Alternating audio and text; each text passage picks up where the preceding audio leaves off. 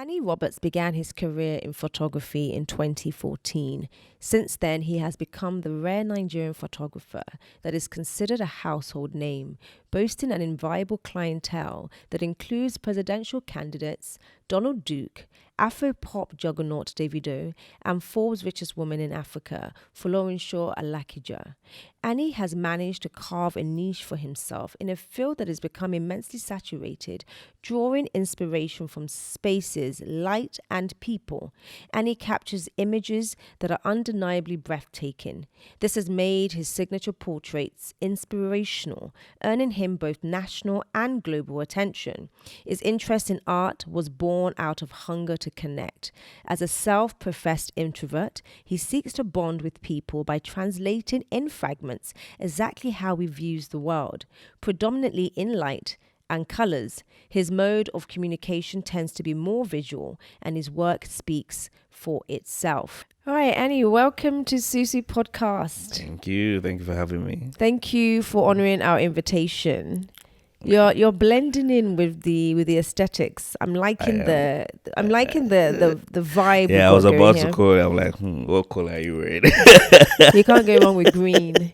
You know, green is actually my favorite color. Is it? Yeah, it actually is. Nice. I can't tell you why. Yeah. Other than the fact that it just brings me a lot of peace and serenity, right? I'm calm when it comes to green. Yeah, like that. All right. So, Mr. Anny Roberts, thank you so much for taking time to come and join us today. You are by far my favorite Anny. Do you have any other Annies? You're my favorite Anny in the whole world. All right. Honestly. So I visited your event recently. Yeah. What was it called again? We had this little fancy name that we guys Just attached the to Essential. it. The Essential. Yeah, the Essential. Okay. So we visited. Yeah. Now, obviously, you and I have met before. We've worked together before. Yeah. You've been my photographer. Let's not go into the details. But you've been my photographer before, and that's how we initially met. Yeah. And then the event that you had recently was, for me, and it was like the arrival for me almost of Mr. Anny Robert. Yeah. Right? Yeah. I was blown away, like most people were when they came to that, because it was so well put together. Your work really just speaks volume. And as a fellow creative, I understood your creative process just from looking at your work, right? And just hearing you speak about how it is that you came about a lot of your pieces and sort of the inspiration that you feel when you're working. But let's go back a little bit, as I like to on SUSU podcast. Tell us who Anny Roberts is. How did we come about to be this painter, creator? You know, our arrival has a history, right? So tell us a little bit about that history, your upbringing, your background, and how you got into photography. How far back are we going to? We're going back to what, Niger State? Why not? Yeah, so I was born there in Niger State. Born to Helen and Solomon Tefon, my parents. I think they met after NYC and they settled down there. And it was a gradual process of basically finding my way, like creative. I think even in primary, secondary school, I was inclined, even though I was a science student, I was still inclined to, I was really good at, I think I was the best in technical drawing. Fine arts, I was great. So I think as I look down back to my life, I see that there were pointers to me coming, to this part. And I think I found graphic design in uni when I got to uni, and I stuck with it. And basically that was like a proper foundation for me to start everything creative. The friends I had, well, that was my beginning, and it also got me all the jobs I got. I think I was employed with I had 2 employments in 300 level before I left school. Oh, you're already working at What's 300 level, please? 300 level is the third year. Third year of uni. Of university. Yeah. Okay. Yeah. Third year of university. And I I think by 400 level as a fourth year, and the last year I was done mentally with school. So you don't think you were sort of like an academic kid growing up? So I don't think so. I don't think I'm an academic anything. Yeah, I have mostly been driven by what I see, and everything I succeed at is really practical. Like it has to be practical. I have to understand it from either fiddling with it or like I have a practical understanding on it. I never really do well with cramming or this or people start to explain something that isn't I can't relate to something real or in the real world. I think I understood that when I left school. I saw why I didn't do well with SUSU and SU courses with my it was computer science. I thought when I went to computer science, I thought I was going to go there for animation and graphic design. Interesting. But that wasn't. It was a lot of maths, a lot of programming. A lot of maths and equations and God. it's science stuff, and I did bad. I did really bad, and I just left it. At some point, I wrote into defer my admission, and that was like basically my dropout move. Wow, you dropped out? They already approved it. My dad had to come all the way from Niger State, not by plane. He just showed up. He said, "I need your dad is here." I'm like, wait, hold on. all the way into water. So your dad came all the way from Niger State. Yeah. Is it because he had found out He knew I was about to. You knew you were about to drop out. I told them I was leaving, and they knew I was serious. And Dad got on a night bus. And it came. Wow. Yeah. And how did that go down? he spent that night just begging me to just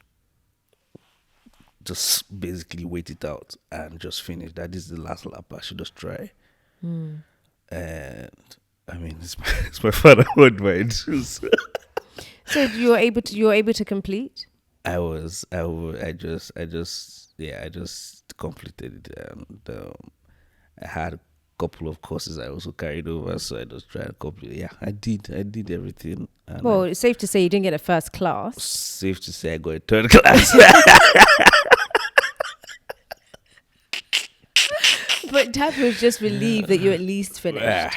You got it out of the way. I got it out of the way. It's funny because when I was in school, I also didn't want to go to university. My mother had to literally beg me because I'm from a family of very academic people. Yeah. So for me to come with my creative sense saying, I want to be different, she was like, not in this household. No, not in this household. But I'm actually happy. I'm actually grateful to her that I actually finished. Yeah. I'm very grateful. Do you feel the same way? I am. I'm happy I have that paper just sitting that home somewhere. And it can confirm that I finished school, which is great. What's the significance of the paper for you beyond the fact that it's just a paper? I think for the different things in life you need that for travel, for whatever, I don't know, whatever I need. But it doesn't, personally to me, I don't think it's of much worth. I'm happy I went to the school. Basically because the community of people there basically kind of made me what I am today. I had no community in Lagos. So it's almost like it was a soft landing into Lagos that brought for me, because that was the community I basically started with here, in Lagos. And basically whatever fast tracking in my career I had, it was because of the same community of people. And them referring them word of mouth, because in our school people don't stay out of campus. Everybody's inside, and you basically get to see everybody and know everybody over time. So I think that helped, and that's what I'm happy I got out of, but not the paper itself. Yeah. So not the actual computer science and mathematics and equations, but the exposure perhaps that university gave you, the exposure and the network and the friendship. And I don't think I would have been here. Even graphic design, the person I met that made me look at graphic design and be fascinated by it and taught me So that's like I met people that basically propelled my or showed me the way to where I am today. Would you say that you then going to university was worthwhile for you, even though Yeah, it wasn't yeah, something that you yeah, followed through with in yeah. terms of the actual discipline itself? Yes, it is. I think I actually agree with Yeah, you. I think university definitely awarded me, beyond the network and beyond the friendships that I built, because a lot of those people are still my closest and dearest friends Yeah. today. I think it definitely awarded me that confidence that if I were to ever need it, it's there. yeah. I can always pull it back out, dust it off, Mm-hmm. and it doesn't become it doesn't serve as a hindrance for me, but rather access to something that Yeah. I probably wouldn't have had I not had that Exactly, document. So it's almost like I don't like to use the word backup plan. The backup plan that gives me a little bit of confidence, Yeah. right? Something to lean on almost. Yeah. Yes, I fully understand that. Yeah. So when you sort of now finished university and you now embarked on your adult life, per se, in your career, were you very clear on what you wanted to do from the moment you left? Yeah. Basically, I had this skill, and I started using it. I was clear on the direction because I loved it. I enjoyed doing it. There was a whole company even created because I was in charge. It was called Cool Beans, and it was a t-shirt stroke kind of urban type company, and was mainly based on the designs I produced, and between that and navigating through the creative scenes, I did enjoy it. But at some point, it now became, all right, I think from the pay to just looking at it in future wise, I don't think I saw it as I said a question of, can you raise a family with this? That was the next question after, having From the t-shirt graphics work? just from graphic design work Yes. in general, So that was the next question after it being a bit redundant. How old were you then when you started posing those questions to yourself? This was 2012. I was 22. Okay. Yeah, I was 22. I was 22, 23. Yeah. Yeah. That's quite a serious question to ask yourself as a young man at 22 years old. Can I feed and support a family with this? Yeah. Interesting. There is no backup for me. I'm the firstborn. There is no what do I call it? What do they have this? There's nothing to turn back to. This. I'm not a trust fund kid. You're not a trust fund kid. So I knew I was all alone in this. I knew if I didn't figure it out, there is no going back. I literally picked my university because I knew I didn't want to go back. I didn't even go back home after graduation. I left from school straight to work. So I knew there was no going back for me. I knew my parents have done their best. I spent all the money they could. Their life really moved forward after, paying for 2 kids in private uni. I don't think, they did a lot for themselves. They just put up. So they have done enough, to get us through that. So I knew that, this is all and I had to start thinking about stuff all by myself, how are you going to progress from this, what's next? So those questions basically still came pretty early to me because I think I had moved like 3 companies by then, and with introspection and checking, what has been the progress over years, does it look like something that is going to, what's called really progress, and move forward? Are you just going to live life and allow it take you, So that was where I was. I entered into a bit of a depressive state, and I couldn't see where I was going to basically pull through. And that's when photography kind of landed on my lap. I had a couple of photographer friends. Then I saw what they made. and I knew I couldn't even make that with like 3 months salary. Do you understand? So that came and hit me, and I'm like, all right, one of the major tools that photographers use is also Photoshop, which I already use. So um, I just started working on that. I started taking their pictures. I'll edit for them. I'll show them, is it nice? They'll tell me it's nice. I'll ask them, can I post it? They'll give me to post. I'll say edited by me, shot by so and so person. And that's how I started. I always start with the most visible thing around me. And that was before I now progressed to buying my own, my gear.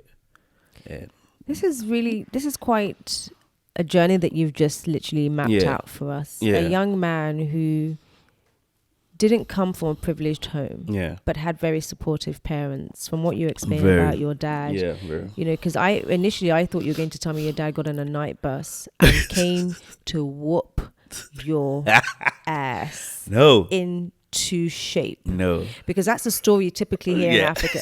Dropout. Never. Yeah. Dad is coming to handle that. But your dad came and he literally negotiated with you. Yeah. And he begged you and you went ahead. So for me, I'm seeing a connection somehow, and I don't know if you can sort of shed a little bit more light on it. Your upbringing and that ability to have to sort of go back and retrospect and think about your future very, very early on and take on that responsibility upon yourself that I don't have anybody. My parents have indeed done their best. Yeah. And it's now up to me to basically map out a future for myself. Where did that mindset come from? Where did that ability and that level of taking responsibility for self to be able to plan ahead come from, would you say? Definitely my parents. I think they are such hard workers. And between my dad and my mom, we all felt, it was almost like the family was basically pushing itself to, go forward. With mom's business, she was a baker. She is a baker, and everybody all helped in the house. And my dad constantly, I think he always constantly said, life is not like this. Life is not when we're playing and basically being a mess around the house. And he kept telling us about life. And it didn't really ring. I talked to him a couple of years back, and I'm like, now I'm understanding what you meant then. Because we just kept like saying life is not like this, and that's all he just said. Like, life is not like this. And as a kid, what does life is not like this mean? And it basically stemmed from them. Even at some point, I didn't even tell in school. They gave me my school fees, and I bought a laptop with it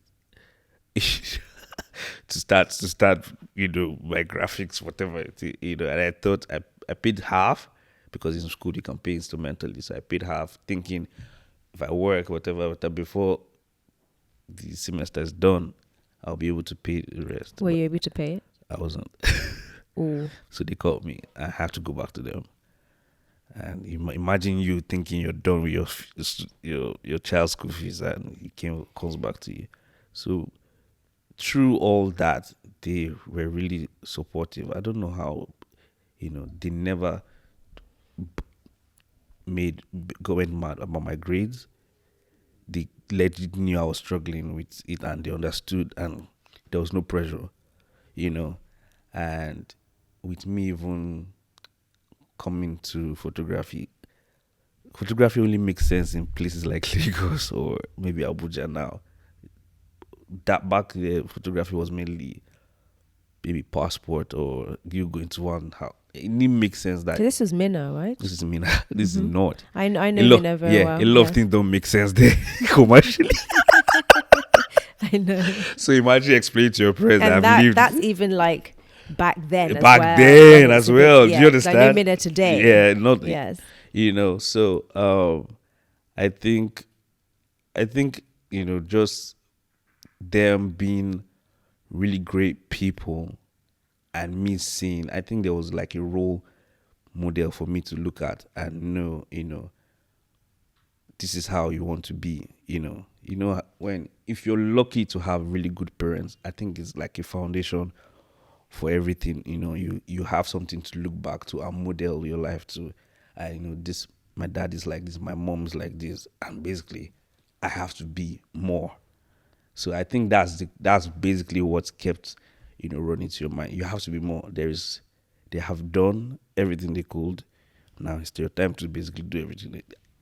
You're not going back to be that to go and stay in their house, and be useless, So that's just basically what came, kept taunting me to push myself, It sounds like you have a great sense of honor for your parents beyond the fact that you're the child and they're the parent. Yeah. Do you know what? Does that make sense at all? Yeah, I do. I think I look up to them a lot because, everybody has their flaws, but I think I had experiences with other couples and I saw that your parents are great. Your parents are great, and I think I held on to that, and constantly trying to make sure that you live, if it's not up to them, but at least fashion your lifestyle, with some really founding principles that these people brought you on. So yeah, that's aside from being parents, them as human beings. Yeah, really good people. Really great people. If you didn't have the parents that you had, and let me say you had the typical African parents that would kick you into gear, forcefully had you come out of line, how do you think that might have changed you and who you are today from a creative point of view as well? Emotional and maybe creative too. I don't know if I can say specifically. Most likely I'll be more of a rebel. I think that would generally be it. I don't know. Also, character-wise, I don't know how my character would have been, because there's you being talented and you being a creative person. You can be a genius. That's one aspect. But the other part that also helps propel you in your career is character and relationship with people. In a lot of ways, that trumps sometimes even skill. Your relationship with people, them always wanting to call you back, them always being happy with whatever experience they had with you. I've known that over time, being with clients just needs, a lot of them just need to be happy by the time they leave, their conversation with you. There's no bad imprint per se. Do you understand? So I think that has helped, with how I relate with people. If it was the other way, I don't know how I would have been treating people. Do you understand? And how that would now tell on me as a person or my career. So I would definitely say it's a plus because, I've met really great creatives. But I know a lot of things people say, about them and why, most likely they might not have people return back to them after the first meeting. And, as a person running a business in Nigeria, you definitely need people to come back, to you after the first time, So that definitely is a plus from, basically upbringing. So are you able to see clearly the connection? I can of how that plays into your work today and how it links back to the upbringing. That's quite interesting. That's quite interesting. Definitely. So it's definitely a plus, they've added to, to me and how I've handled people over time. What's your relationship with your parents today? What's it like? It's not. I think it's. Personally, I'm not. I wish they had at least one daughter. that will always feel the need to check. I'm terrible. I'm terrible in that aspect. Is that a guy thing? I really feel it's a guy thing. I mean, everyone says that, but I'm not sure if I'm convinced just yet. I'm so sure. I'm going to say like it's you when you say, oh, is it a guy thing, is it a girl thing? I would say it's a guy thing based on ratio. Do you understand? More guys behave this way. It's not that all guys behave this way. There are some guys that I know. One of my guy that calls his mom every day, every morning and night. Do you understand? So I know that, and I definitely know some girls that probably don't. So it definitely is. I think also it's relationship based. How you and your parents are so cool growing up, and also I think the guy thing also falling, but also I think upbringing. I feel I'll do things differently. In terms of how. I mean, definitely my parents definitely raised me with a bit of an iron fist. It doesn't sound like it though. No, it sounds like you got quite a good deal. No. They're very disciplined. They're very, very disciplined. So I definitely know what not to do. I definitely know what not to do. I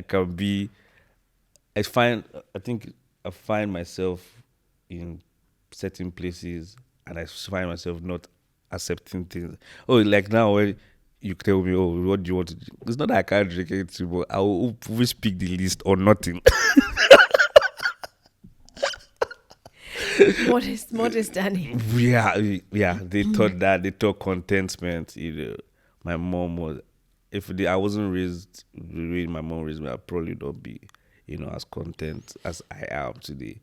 She'll beat you if you come with any child's, your friends, whatever. You go and come back with their watch or you exchange slippers or shoes.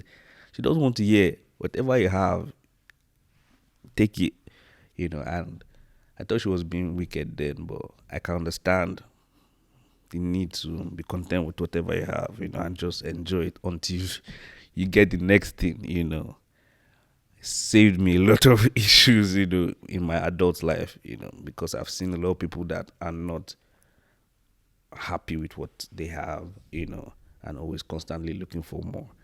And I think that's like a portal to like proper sadness because you're just constantly reaching, I mean, you are supposed to constantly reach to be better, but not detrimental, so these are all, bits and pieces that, were basically imputed in me and has helped me, So between your sort of lessons or in contentment that your parents taught and your level of creativity and how that creativity drives your ambition, how do you balance sort of being content where you are and still being able to have a degree of drive to ensure that you're always reaching for greater heights? Because Anny Robert doesn't strike me as somebody who settles with where he is. I'm still expecting more great work to come out of you, right? So how do you balance that level of contentment? Yes, I have this is where I am right now and this is where I want to go, and being able to balance that day to day. There are things which I pick to be content about. I think I'm very selective about it. So in terms of what do I call it now? In terms of what I have as a person, I'm fine with that. Whatever I have is clothes, my car, whatever it is, I'm fine with that. I'm fine whatever level I am until I can achieve the next thing. So I don't think I'm matching that with what people have. So material things. Mm-hmm. So I'm content material-wise. I don't think I push so hard for that. When I get to a level where I can afford it easily, I'm going to get it. So that's fine. But now, on the other hand of being the career bit, I think you constantly have to look at, just like the 22-year-old was looking at, how is he going to, push further, to feed his family or whatever. I'm not married yet or anything, but I think you just know that you never want to go back to where you were before, and you keep pushing that way. And I am someone, again, I make sure I find what's feasible. I think that's my mode of operation in terms of pushing forward. What's feasible right now? What do you have around you that you can use to build the next thing? So I'm very particular on like very small feasible bits that I can achieve, to push. I'm never really looking so far ahead to achieve something so, exponentially.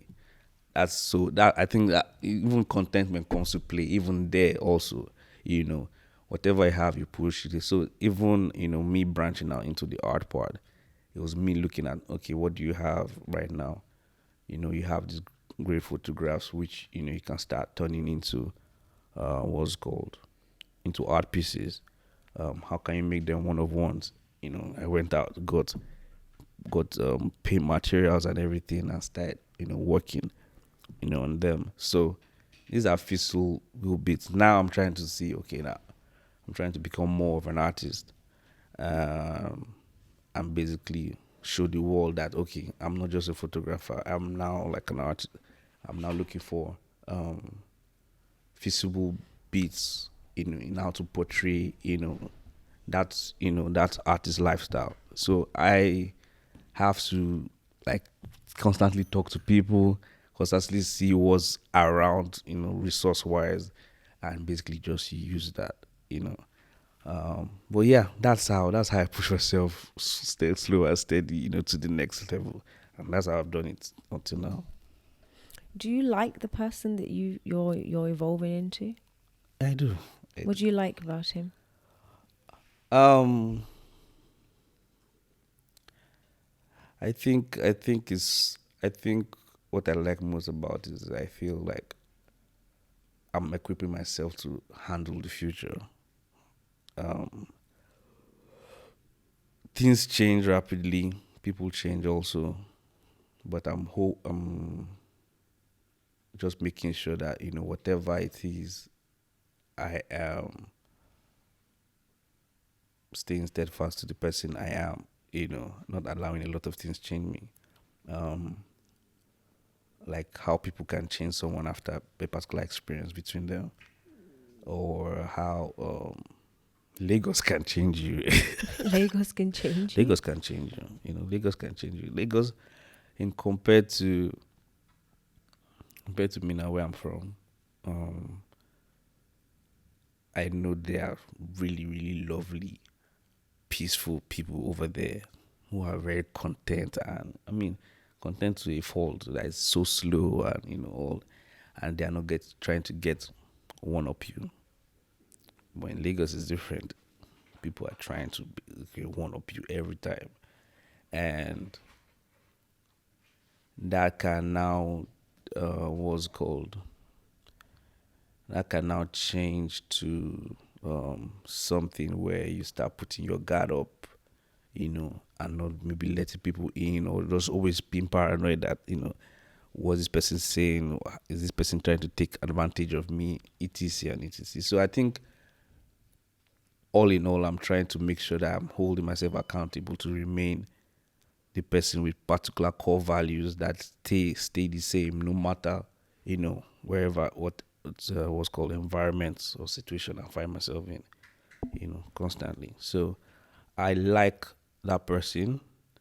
I like that, I want to be able to, that people, whoever you're going to ask about me, the story is going to kind of be consistent across board.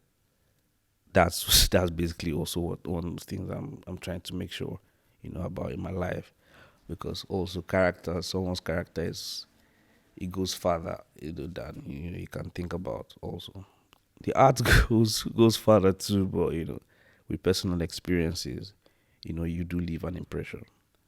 So I'm trying to make sure that that's great, you know, because I feel by the time I'm gone, those imprints you leave in people do matter. So you know, it does help. So in terms of the mindset that you've sort of built Yeah, over the years, an approach to your work, your Yeah. creativity, in building a life for yourself, what would you say were some of the biggest struggles that you have with mindset generally, and how do you sort of go about trying to overcome them? So mindset in terms of work, or just Just in terms of the work that you do, in terms of your because I don't necessarily think there's a difference between our work and a person. and our personalities, Yeah. right? Because I think it's very strongly embedded, and they're interwoven somehow. Because work isn't just work; work Yeah. is life, Yeah. right? Yeah. And within that, the what life that you're building for yourself is heavily connected to the work that you do. So Yeah. a lot of your identity will be not necessarily in your work, but it can be carved from how you work, Yeah. right? Yeah. So in building your mindset and how you sort of are evolving as Annie Roberts, Okay. what are some of the struggles that you're having with kind of evolving and developing that mindset that you Mindset. believe is required for you to get to where you want to get Yeah. to? I think, yeah, well, one is trying to might not be able to connect with as much people as you hope to, because their way of thinking is different. As much as I try to make sure I am able to play in different circles, lifestyles are different, people's character are different, and you can't really be all these different people. I think I try to be the best I can be, that, and I touch points I can basically fit in everywhere, but not be so embedded in some. But some I think one of the struggle I've had is also that I can't really connect with some people, which would have helped me pivot me into a certain dimension, or even just move me up further, because I'm restraining myself. I don't want to be that person. But some people just let go of themselves and become that person because they want to be so much bigger, or or they feel that, and sometimes it does work. But I think in finding growth, you don't want to lose yourself. you know I think that's one of the issues. I've struggled with some certain decision makings. Or am I supposed to do this? If I do this, what becomes, can I handle this? So I've asked myself the tough questions as I go, and I have lost a lot of deals, a lot of money, a lot of things that I would have gotten if I could be that person. So that's those are one of the things that that is a struggle, with mindsets, or not basically connecting with basically everybody. You can't call them. You have to find your circle. You have to find your people and hope for the best. With those How people. would you describe your particular mindset in 3 words? Um, hmm. How would you define it as just a summary of the 3 ingredients that make up Annie's mindset?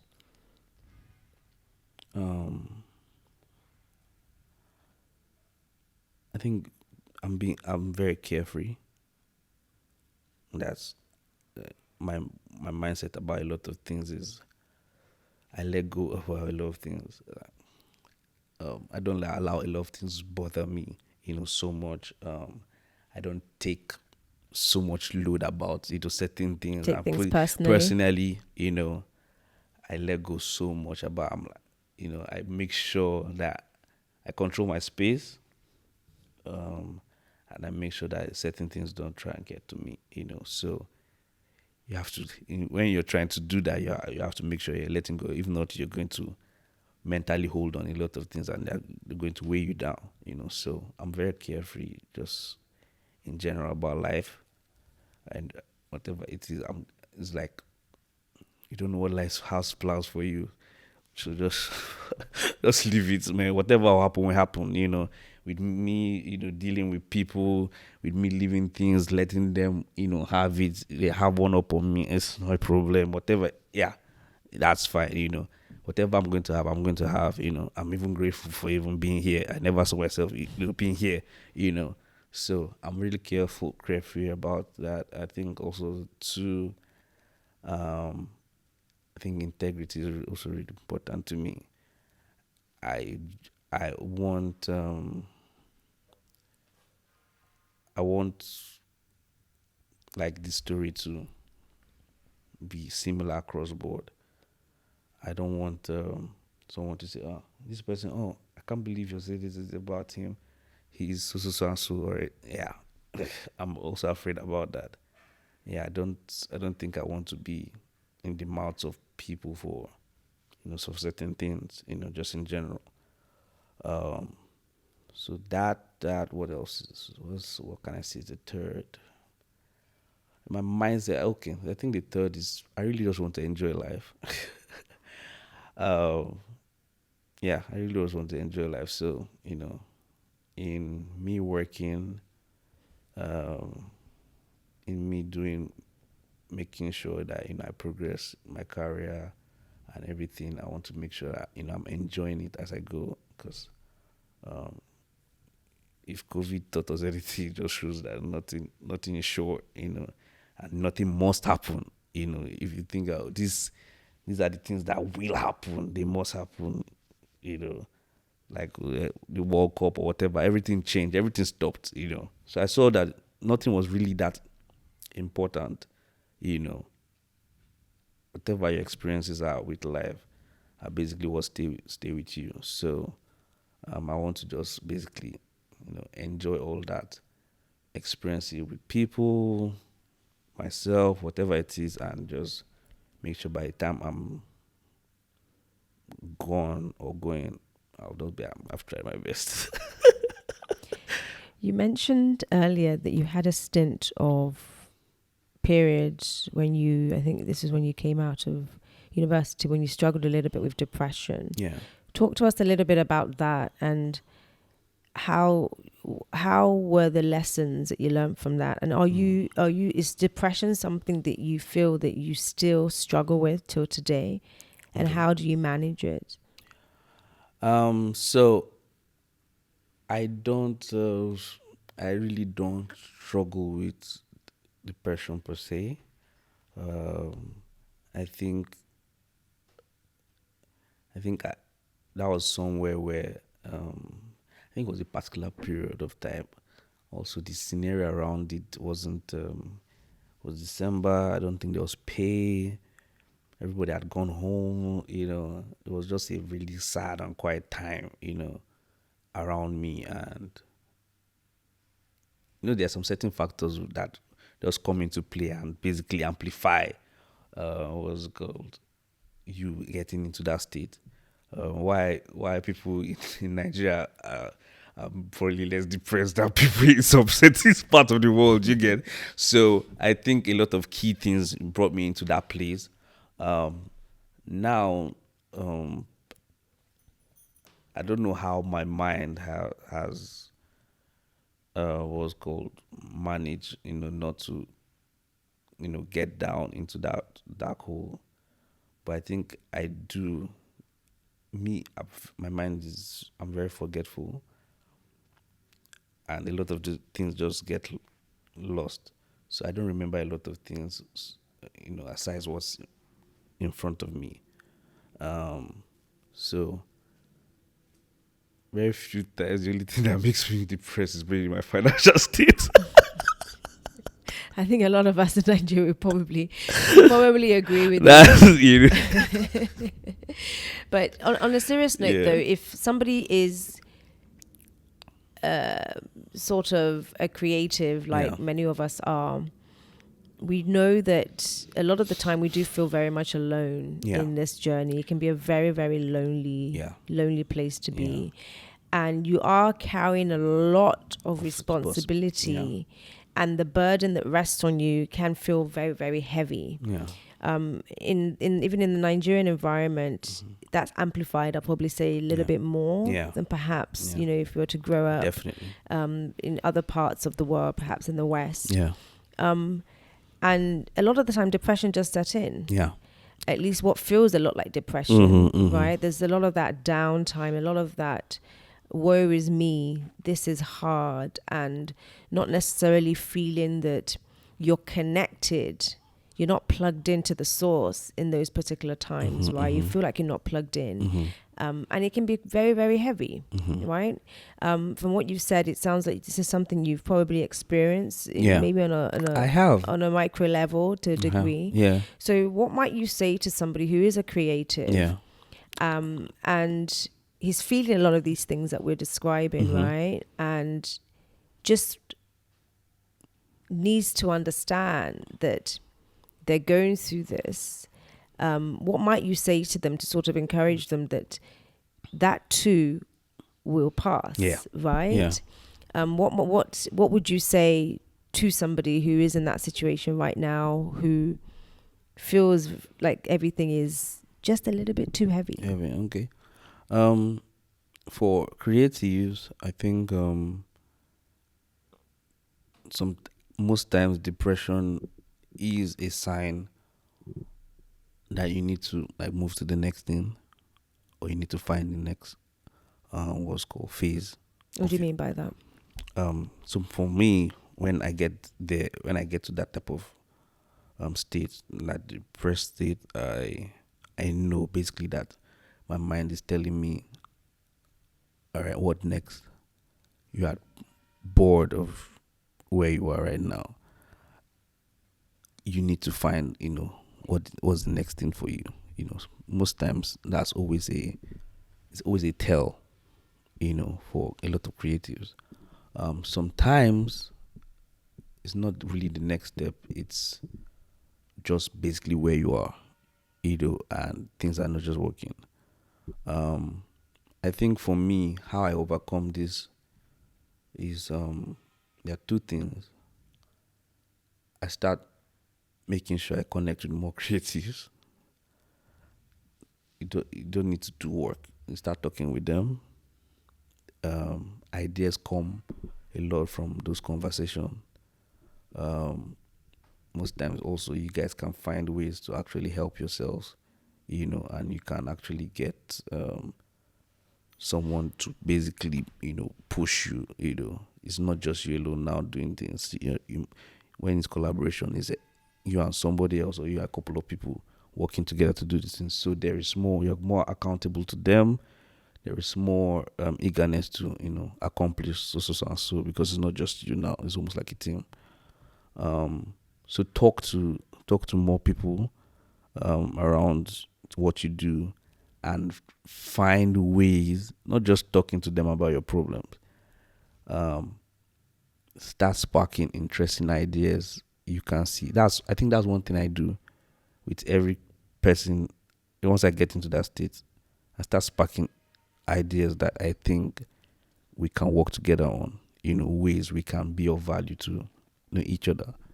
And from that, something will come out that you never expected, So, and that also can get you out of, whatever state you are. You start getting excited, because I think as creatives, we constantly feel the need to be excited for certain things. It keeps pushing us, that excitement.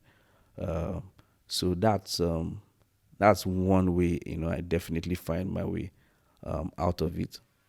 Second is I find, like I said before, very feasible goals I can achieve and mark out, and put out to the world also. Do you like to keep little checklists and? I do. Mm-hmm. I do. I have a little checklist. I have so my computer. I have things I have to do. Right now, I think we just looked for what's called looking for a space. I think we're about to get one for like my studio, not photography studio, artist studio. Mm-hmm. Yeah. And I've been bouncing back with Kokoya. We finally found, like yesterday, we saw about 3.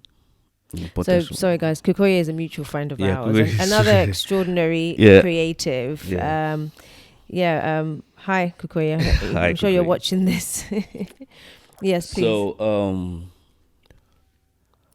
I was talking about Facebook Beat. So I'm working on that right now. I have little or no capital on me right now. As most creatives do. I have it. It's been a very slow quarter, but I think during like all through the years, you just know that you've been here before and you got out. So I'm not bothered because I know I've been here before and I'll get out. Let's unpack that. Yeah. Also, there are 2 things. It's either you don't. Okay, like I said, I don't have money. Yeah, I know there have been a lot of times where there's no money, and most likely next week something huge comes already. I hate that about our work. It's not like a 9 to 5 where you know for sure by the end of the month there's a certain figure that's part of that weight, right? Mm-hmm. There's no way to properly plan your life. It's a big deal. It's something that we have had to cope with. We have had to for a while.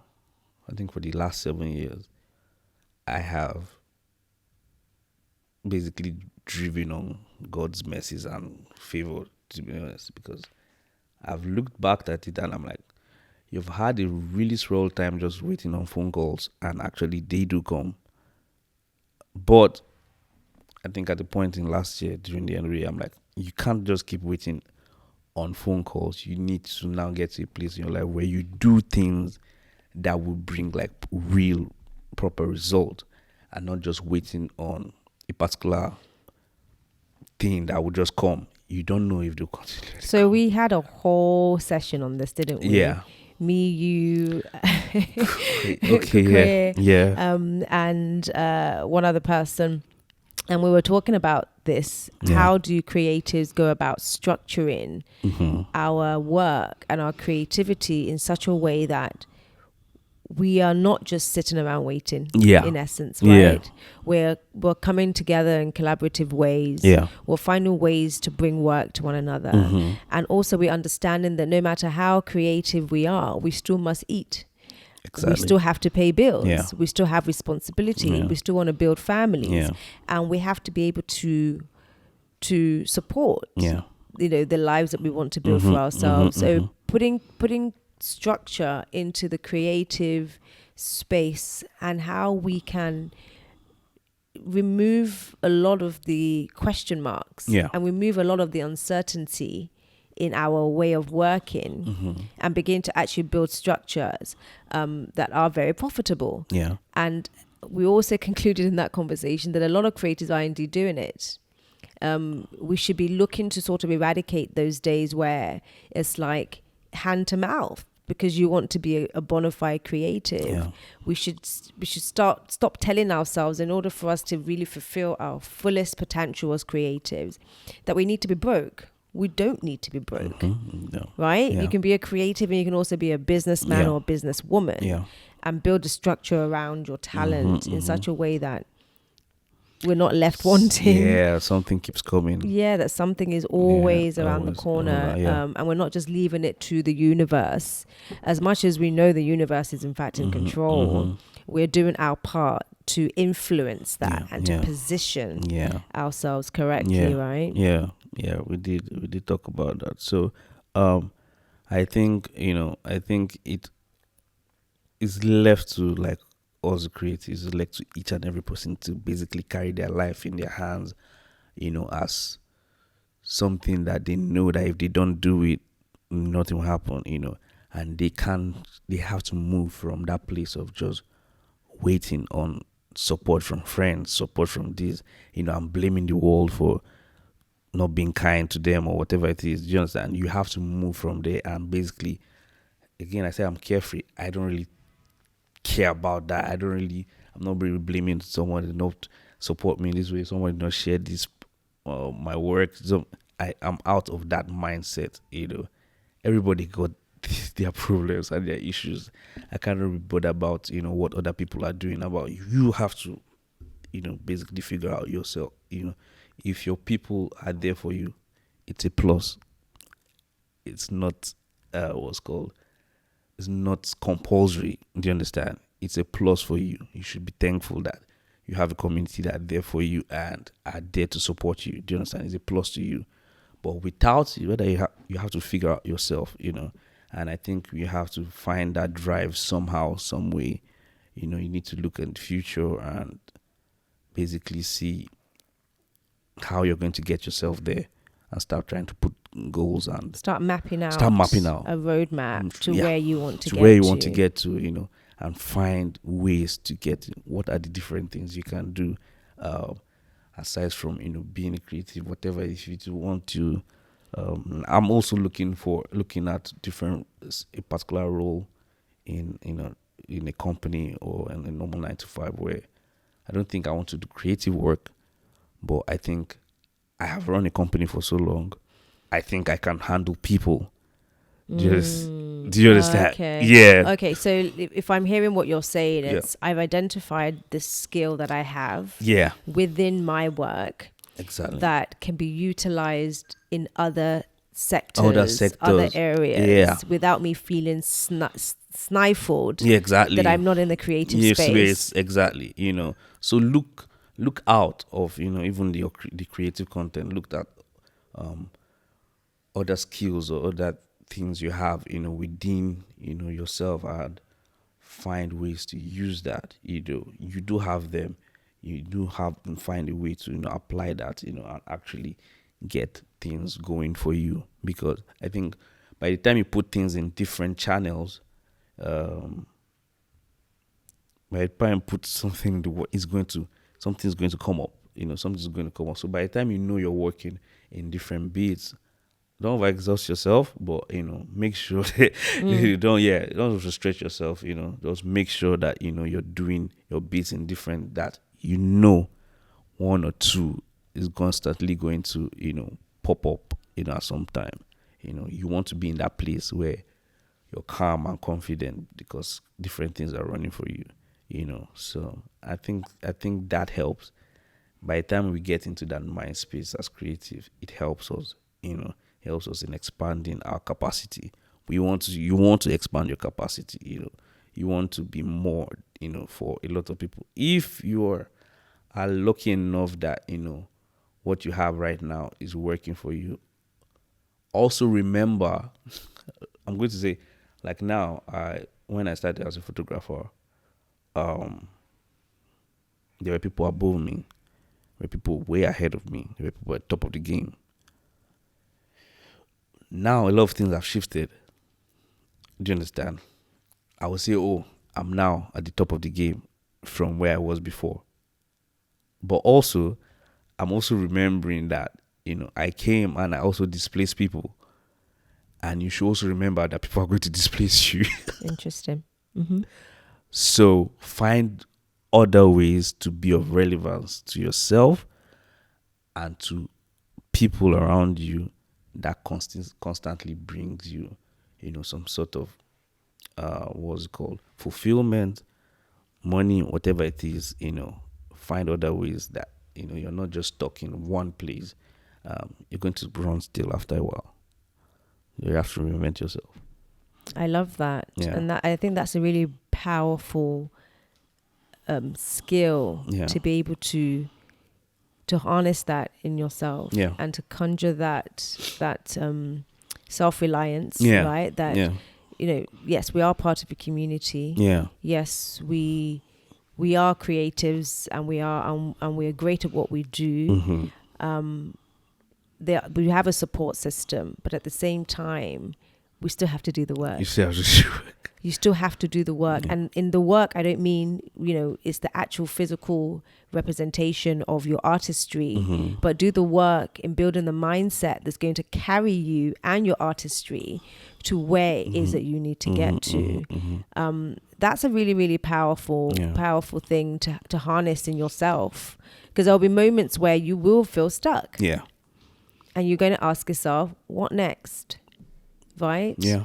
It's I look at people. So people, like, I'm more in terms of affordability. Probably, I'm higher on the line. Of what people can afford for a photography service. And I constantly look around me and I'm like, man, there are great people that are taking really great pictures. You might as well, use them, and they are less. Do you understand? So I know that there are great photographers out there, doing great work, and will also give you as much, what you're looking for, in a picture. Unless you're specifically looking for what I can bring to the table, which is also great, and you can afford it, But by the time you see that, there are less and less people that, really want, what you're giving, you also have to remember that, people can, provide for that. And I'm happy that they are there, and I also give people refer them to also, refer people to them, to the creatives, and tell them this person can do this person can do this. I'm not one to hold, on or try, no, because I've been there, and if there are more people that can eat, let them eat. If it's detrimental to me, find something else. That's my. Do you understand? It's not that much of a big deal that you need to cock block every person. It's not that deep. Find something else.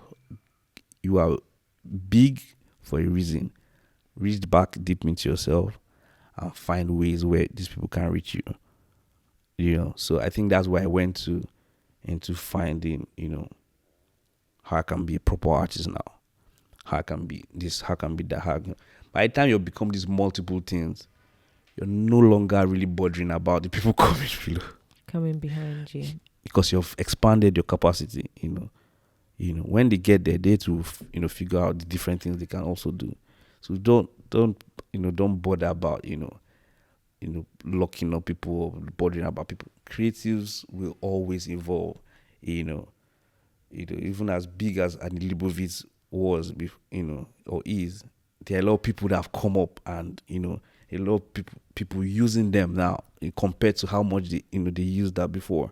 It goes, your greatness with creativity, your greatness only is timed. It's timed. You're going to last for so and so time, and after that you fade. But what happens to you after you fade? I feel you need to be relevant to yourself and relevant to your family. And how do you do that? You have to find other ways.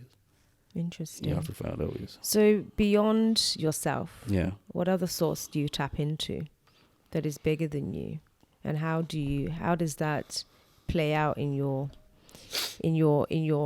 connectivity rituals, shall I say? So I'm a meditator. I see. Right? I have to go within, and I have to be silent in order for me to feel connected, for me Yeah. to feel I grounded. see. What is the practice that you do? For many, it's church, it's the mosque, it's just the community of religious sort of friendships and groups and things like that. What is your source for My tapping source was into tapping into. the greater sense of yourself? I think for me now, the biggest source is connecting with more people. I find I draw strength from being with more people, from talking to more people, from exchanging ideas. I'm Because of how my brain works. My brain only activates by, let's say, what I'm seeing or whatever is in front of me. But if you don't have anybody to talk to, certain ideas won't pop up in your head, So I've seen myself like, oh, we can do this. Oh, that was because I was in conversation with somebody. Then things start popping back into my head. Even certain space, when we're looking for spaces, there was a certain space I had at the tip of my fingers and I forgot about it. But it never aligns until you start. And my conversations with everybody, Kuko is tired of me. See, are you not tired of those talking business? I have the conversation being on serious can take maybe this bit, but the people I'm having, I'm looking for how to grow as a person. So before you do So is that what is that for you? Is that a search for wisdom? What are you looking for? I'm searching for more. I'm searching for how to add to myself. We don't need to, do you understand? I'm going to ask you, what do you do? How is that going? I'm going to find something for myself through, that conversation. Maybe it's how you do things. We might not need to work together, but I just need, certain amounts of wisdom, added to me. And I'm going to continually find people of worth to, hang myself around, because I think I don't really read that much, I just consume, creatively I consume what, people are doing, and, I look around. But when it comes to work, business, what next to do, being creative, I would love that, somebody's just talking to me about what they do. And a lot of things will now start making sense. Oh, I actually don't do this. Well, this is something I can actually apply. So I think that's my biggest. I'm hungry for that. Every conversation, everybody I'm meeting, I'm making sure they are also great. Once you don't really have any words with you, I would really hang out around you. So basically, it's like that's my form of just filling up myself with more, because by the time I'm filled with buying that dinner or whatever is done, I'm going back home like filled with something, and I'm going to either write it down or put it into work, into strategy. So most times that's it. And my process for creating most times will just be being alone, and I'm just going to waking up. There's a particular way I wake up and I'm just fired up. I'm going to eat my breakfast and it's going to be walk down the line. Or I finish a movie and I fired up again. Or I finish a physical activity and I fired up again. That kind of thing. So those are if I'm going to go straight to work, those are mostly the three things I always do that get me fired up to start creating. I'm going to either sleep and wake up. Most time movies relax me, my brain. I don't know whatever it does. Yeah, I'm going to get back to work and What inspires you the most? To create. What just inspires that light in you, that curiosity, that interest? I really can't. I don't know whether I can put a word to it, but there's just something. There's just the way your body feels. I think after certain combinations of things together, there's a way my body just feels, and I'm like, oh yeah, I think I'm in the mood to create so. There's a certain mood that, and it sucks because with people, let's say you're working on an Excel sheet or whatever, Like it's like a process. Bam, bam, bam, bam, bam. It's almost like maths. You add this, you do that, and you bring this. That's all great. And it sucks that we have to work with moods. We have to be in the mood.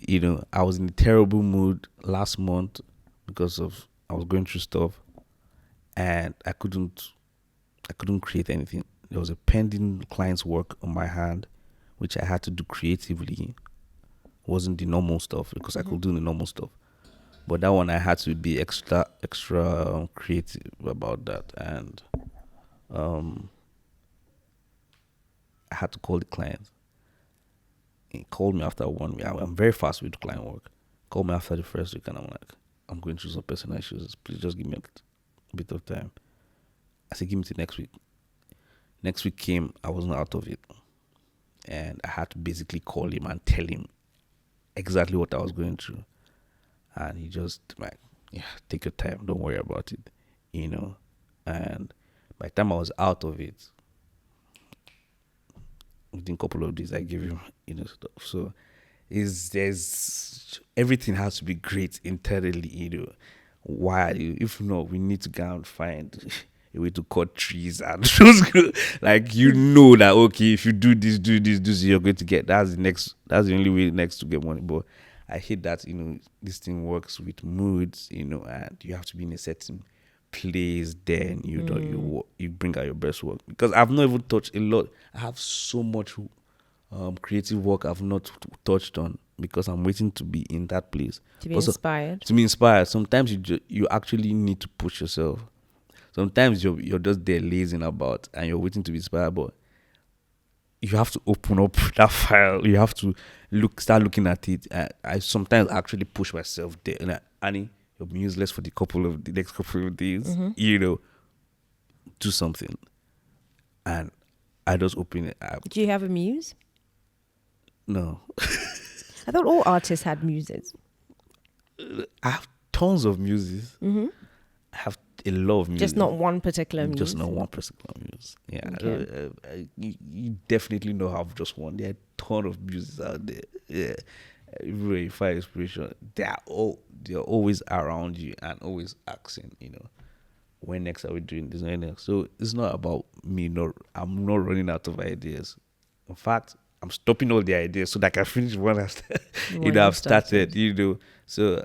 And also, I think one of the issues also, as a creative that owns their own process and their work and their financials is how, I think recently I was like, I have to find someone that keeps me accountable, because that's how, if you don't have anything going, that's how days will pass by and you've not really done anything productive.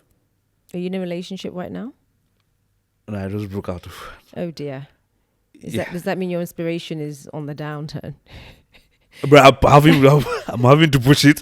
So I'm basically, it's terrible, but it's my coping mechanism. I'm using work to repress it. Yeah. How is that going? It's going fine, actually. Yeah? Yeah. Was it a hard breakup? Yeah. Oh dear. Yeah, it was. I'm sorry to hear that. It's not easy as a creative. It's terrible. It kills the buzz a lot. It does. Or, in fact, on the flip side, it can actually inspire you to do very, very deep work. So that's, do you think it's having that type of outcome for you? It will add, there's always that down, then you go up. So that's basically what I'm basically using to propel. Okay, all right, so that's done now. You don't have anything really on your mind. Nobody's stopped calling to talk to you. You have a lot of free time. All right. So that means nobody keeping you accountable right now. No, not like she was keeping that. I'm just talking about, sometimes because of how conversations and before you know it, maybe time has run out because you're actually, but there's no other love of your life now. The next love of your life is to work. Is your work. So you're not sharing your heart with different things now. Like, all right, full time now. All right, put all the work into it. And so I found that you have to find a way to hold yourself accountable so that you continually churn out stuff, because if not, days will pass by, weeks will pass by, and you won't create anything, of word, which happens and which is allowed to happen. But this is us going back to you not just waiting on things to happen, or this is you actually being proactive about everything. And if you have to be proactive, you have to write it down. Make sure because there is no employer now. Interesting. Yes, of course. There's no employer. And it's hard. Let's say you as an employer, in your head, oh God, I've not done. When immediately you're working, you're getting to work. Yes. There's that. It's almost like a cloud over you. Do you understand? You are responsible. You're accountable to somebody, and anytime that question can pop up. What are you doing? You have to answer to this person. But when there's nobody to answer, you happen. You have to answer to yourself and be that person for yourself. Sometimes. Out of all the work that you do, what's the percentage of it that sees the light of day? I'm so curious. Because I literally look at your pieces, I'm thinking this has got to be many versions of many versions. It is like 2%. 2%? Yeah. That bad? That bad. But that is amazing though. Yeah. Would those other pieces ever see the light of day? No. not even the Annie of 2045, 2060. So I want to check. Are you talking of like, let's say I do a creative photo shoot now. It's finished pieces. Yeah. Pieces that you've finished and you just cannot bring yourself to release them. Oh, those. Oh, okay. Pieces finish up. I think. No. Finished pieces always go out. Every single finished piece you do goes out? Yeah, everything. Really? Yeah. No, so are you having a lot of pieces that you're starting and stopping because you just given up on it? Or you're just not ready to complete it?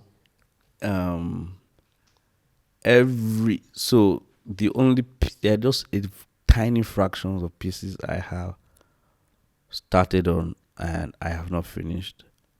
Do you intend to finish them? No, I have to. I'm very diligent with all that. I'm very diligent. I don't have. Every work needs to come out.